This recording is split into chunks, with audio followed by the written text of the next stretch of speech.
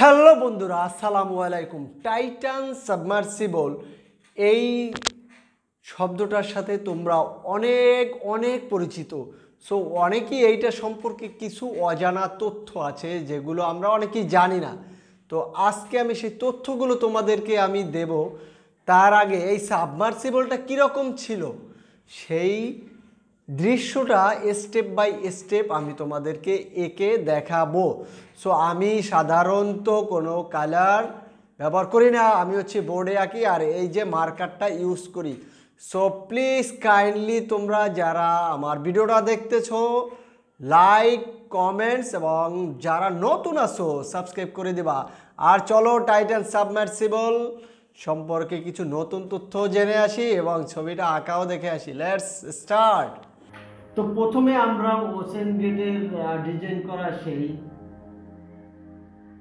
Titan সাবমার্সিবলটি আঁকবো। তো প্রথমে আমরা এরকম করে নেব, দেখো আমি স্টেপ বাই স্টেপ দেখাবো। তো এই ডিজাইনটা করেছিলেন স্ট্রাকটন দাস নিজেই। স্ট্রাকটন দাস ছিলেন ওশেন গেটের সিইও। এরকম ছিল। এই সাবমার্সিবলটি এটাকে প্রথমে পরীক্ষা করা হয়েছিল 4200 মিটার পানির নিচে, কিন্তু এটা যথেষ্ট ছিল না। কারণ কোনো সাবমার্সিবলকে পানির নিচে কিংবা কোনো সাবমার্সিবল না, যে কোনো জিনিসকে যখন পরীক্ষা করা হয় তখন তার ক্ষমতার চেয়ে কমপক্ষে আরো 2000 গুণ বেশি ক্ষমতা বহন করার জন্য পরীক্ষা করা উচিত, কারণ তাহলে এটা টিকসই হয়। কিন্তু উনি এটার যতটুকু ক্ষমতা ছিল ওই পর্যন্তই এটাকে টেস্ট করা হয়েছিল। তো এটা পরীক্ষাধীন অবস্থায় ছিল, কিন্তু পরীক্ষাধীন অবস্থায় থাকা সত্ত্বেও এটাকে মূলত অফিসিয়ালি ব্যবহার করা শুরু করে দেয়। কারণ স্ট্রাকটন হ্রাসের উদ্দেশ্য ছিল যে প্রথমত এই সমুদ্রের গভীরে অনেক জাহাজ, অনেক স্টিমার হারিয়ে যায়, সেগুলোকে মানুষকে দেখিয়ে, পর্যটনকে দেখিয়ে ইনকাম কিভাবে আর্ন করা যায়, সেই জন্যই এই ওশেন গেট নামক সংস্থাটি সৃষ্টি হয়। সো ওশেন গেট অনেক কিছুই লুকিয়ে রেখেছিল সে এই সাবমার্সিবল থেকে। এই সাবমার্সিবলটি কার্বন গ্রাফাইট দ্বারা তৈরি করা হয়েছিল, কিন্তু কার্বন গ্রাফাইট বাস্তবে কতটা স্থিতিস্থাপকতা আছে সেটা আসলে পরে জানা গেল। মূলত মানুষ প্রথমে একটা সাবমার্সিবল পাঠানো হতো, সেটা গোলাকার এবং এরকম, যেটা গোলাকার ছিল, যার চারদিক থেকে যেটা পানির চাপ সহ্য করতে পারতো, সেজন্য এই সাবমার্সিবলটা ব্যবহার করা হতো। কিন্তু এই সাবমার্সিবলে কেবলমাত্র একজন মানুষ বহন করতে পারত, একজন পর্যটককে। কিন্তু এই স্ট্রাকটন হ্রাস উনি চিন্তা করলো যে বেশি মুনাফা কিভাবে পাওয়া যায়, সেজন্য উনি এই 5 জন বহনকারী এই সাবমার্সিবল তৈরি করেন এই ওশেন গেটে।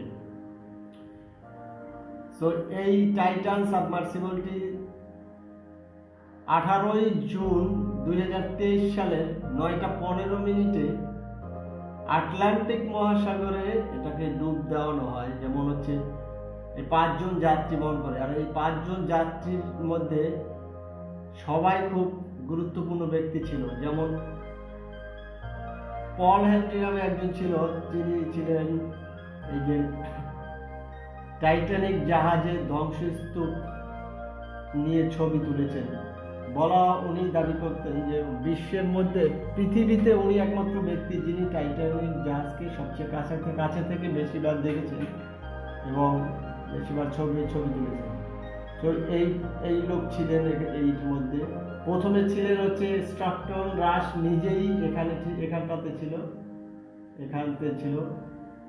এরপরে ছিলেন হচ্ছে পল হেনরি এখানে। এরপরে আর একজন ছিলেন যিনিও অনেক মারিয়ানা ট্রেঞ্চের অনেক গভীরে তিনি অনেকক্ষণ থাকার অভিজ্ঞতা রয়েছে এমন একজন ব্যক্তি ছিলেন। এরপরে ছিল আর দুজন ব্যক্তি যারা পাকিস্তানি ধনকুবের ছেলে এবং বাবা, তারা ছিল। সো এই 5 জন ব্যক্তিকে নিয়ে 18 জুন 2023 সালে ডুব দেয় ওশেন গেট এই টাইটান। সো ডুব দেওয়ার 1 ঘন্টা পরে এর সাথে উপরে যে মাদারশিপ থাকে, মাদারশিপ কাকে বলে? মাদারশিপ হচ্ছে এই টাইটান সাবমার্সিবলকে নিয়ন্ত্রণ করে এমন একটা জাহাজ, এটাকে বলে মাদারশিপ। এই মাদারশিপের সাথে 1 ঘন্টা পরেই এদের সংযোগ বিচ্ছিন্ন হয়ে যায়। সো 1.5 ঘন্টার মধ্যেই এটা আর কি ক্রাশ করে দেয়, কারণ পানির যে চাপ 3800 মিটার পানির নিচে যাওয়ার পরই এটা ক্রাশ করায় সবকিছু ধ্বংস হয়ে যায় এবং এই 5 জন সবাই না ফেরার দেশে চলে যায়। এই হচ্ছে টাইটান সাবমার্সিবলের কাহিনী। তো এই টাইটান সাবমার্সিবল আমাদের জীবনে একটা গুরুত্বপূর্ণ শিক্ষণীয় তথ্য দিয়ে যায়। সেটা হচ্ছে কোনো কিছু আসলে আমরা যখন তৈরি করি প্রক্রিয়া বাজারজাত করার জন্য, এইটাকে অনেক ভালোভাবে যাচাই বাছাই করে তারপরে আমাদের এটাকে বাজারজাত করা উচিত।